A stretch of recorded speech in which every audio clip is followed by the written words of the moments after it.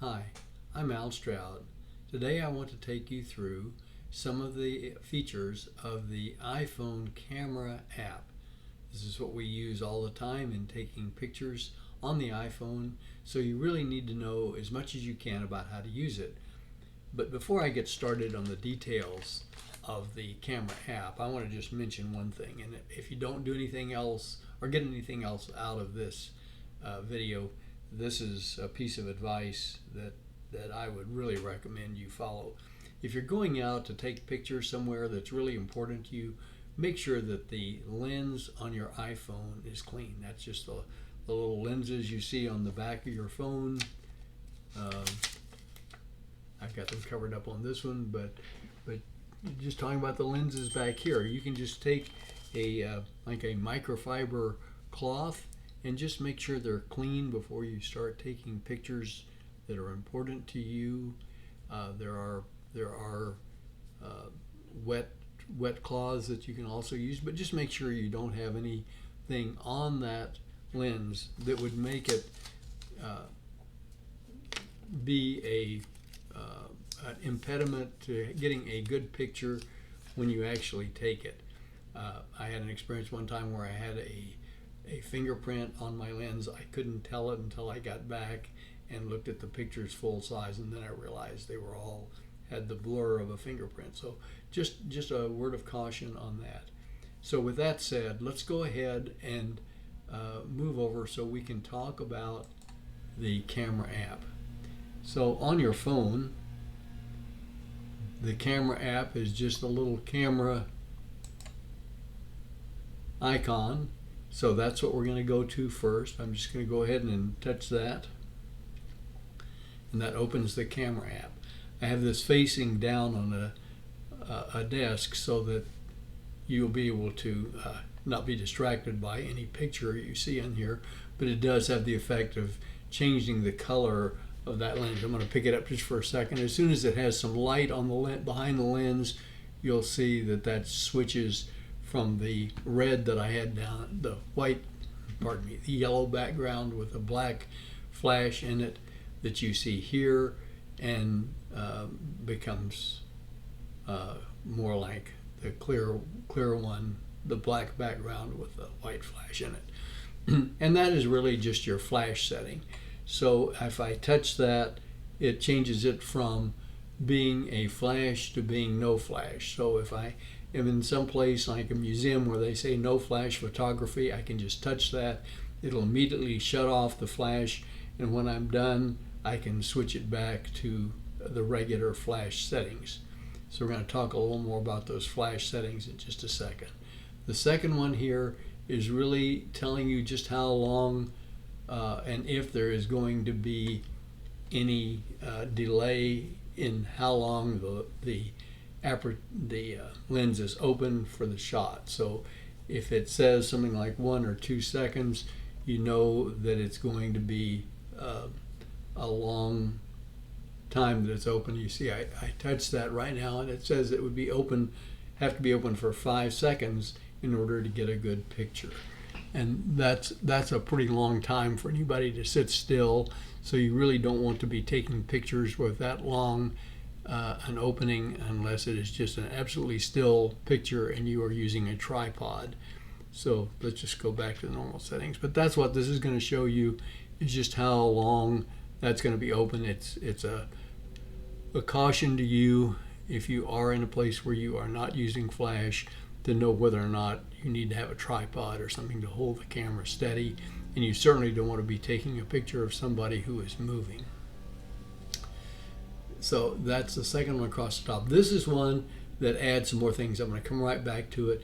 And over here on the right hand side, this is what shows that it is using live photography, which is really just a way that it takes pictures in the iPhone, and if you are in a live mode, it will take really a short video of whatever it is you snap, so you have some alternatives.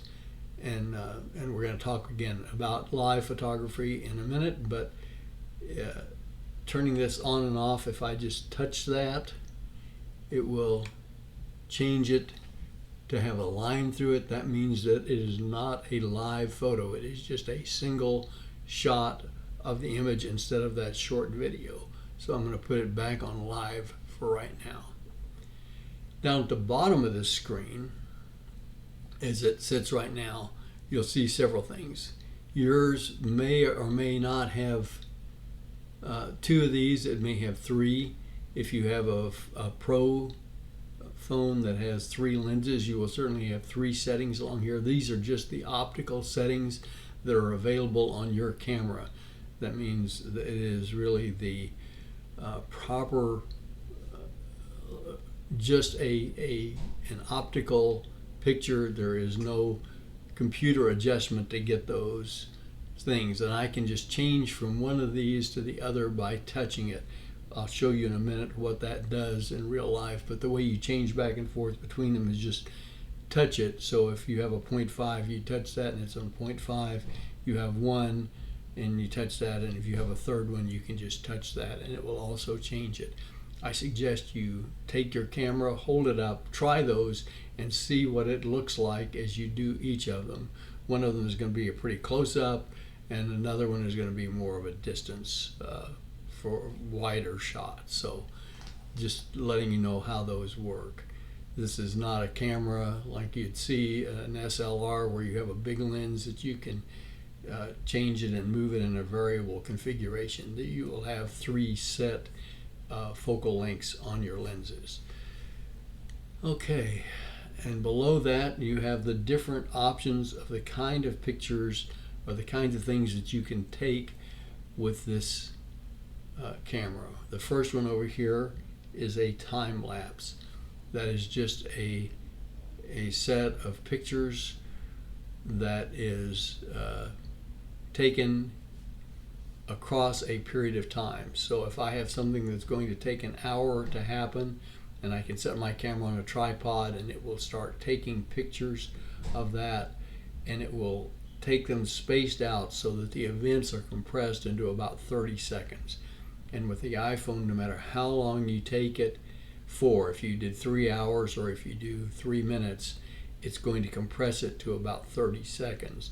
So that gives you a feel for what that's going to look like. And I'll show you an example of that in just a minute after we get through going through with all of the various settings and how you get to some. That's time lapse.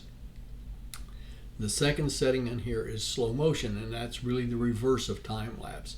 Slow motion takes an object and it spreads out the time that it takes you to look at it.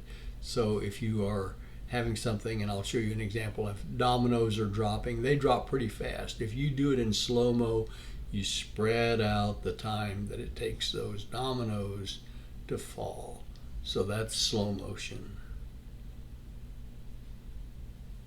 Cinematic is one that blurs the background, and especially in a video is what we're really talking about here. These are a video picture, and it will take a focus on whatever you are looking at. So if you were doing a cinematic of me sitting here, you would see my face in a crisp picture, and the black background behind me would slowly blur out. So the farther away it is, the more blurry it's going to be. So that allows you to focus on a particular object, and then as you shift your focus to something else, that becomes crisp, and the foreground and the background next to it become blurry. Just a way of focusing on something.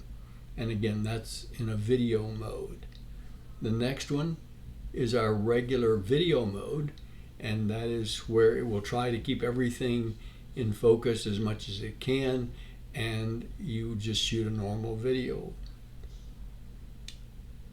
The normal photo mode is the next one, and it lets you take your regular pictures, and we're going to come back to that and show you some more options on that in just a minute.